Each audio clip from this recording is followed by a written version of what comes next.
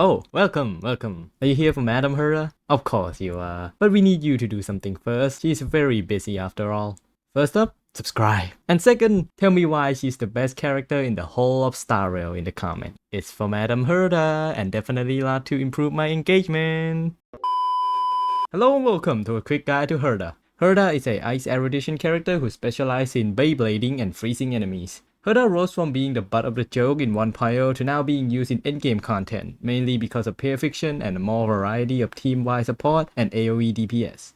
And with the introduction of Jade, I think you might need to reconsider rebuilding your Herta. Okay, a quick little self-promotion. I have a submission in the version 2.3 creator incentive program, and I need a bit of your help. Go to the link in the description or the pinned comment, log into your account, scroll down to the submission showcase, click on claim vote, scroll a bit down, click on long form video, then either click on popular or search Carter in the search bar, then click search, and my video will probably be there. I messed up on the name a bit. It's StarRail Carter, my in-game name right now, but it's still my videos.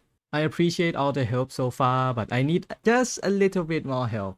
It's also a daily vote, so you can log in each day to claim a prize and then help me vote. Thank you in advance. I also plan to do a video after the winner is announced, and I have special plan for that video, so stay tuned. Alright, back to the guide. Her kits revolve around KURU, which is an AoE follow-up attack that launches when enemies' HP is lower than 50%.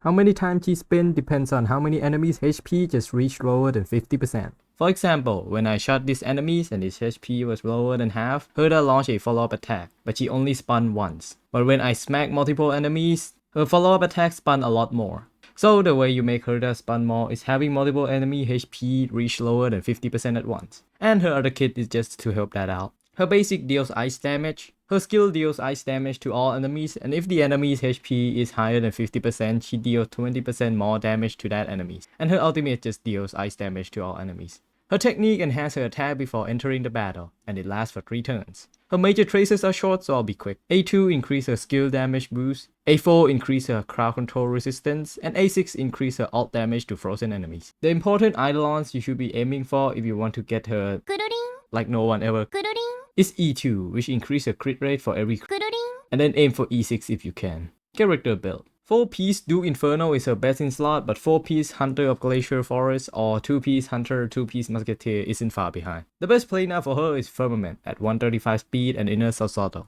If you don't have any good substat for these two, Ruteran Arena and Space Station also work, but they are a little bit of a downgrade. For main stat, crit body based on how much crit you have, try to aim for 70% crit rate and 140% crit damage. Use speed boots unless you have 135 with attack boots. Attack or ice orb is fine, and attack rope. For substat, aim for crit rate, crit damage, then speed. Attack isn't bad, but aim for crit and speed first. For the light cone option, she has a lot of premium options. You can go for Himiko Light Cone or S5 Senior Respawn in Pure Fiction. Himiko Light Cone is best when there are multiple enemies, and Genius Respawn need a bit of a jumpstart by killing an enemies. Jinyuan and Argentine Light Cone also works amazingly with Herta. For free-to-play Light Cone, the S5 Eternal Calculus from her own shop is the best in slot. If you're really desperate, you can go for The Day the Cosmos Fell or The Seriousness of Breakfast. But you might notice some damage drop off. Herta works best in Pure Fiction, so most of her best friend is also an AoE character.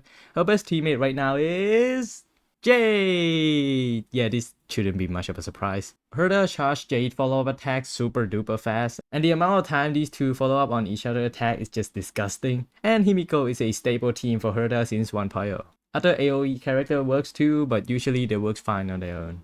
You basically put Herta in a team with another DPS in a battle with ice weak enemies, then use her to chip the smaller enemies' health and freeze everyone. For her support, Runmei is great for helping her break and freeze enemies, and great when you are teaming with Himiko. Robin is great for using her with Jade and other AoE follow-up attack character like Jingyuan. And Bronya if you are playing with Blade.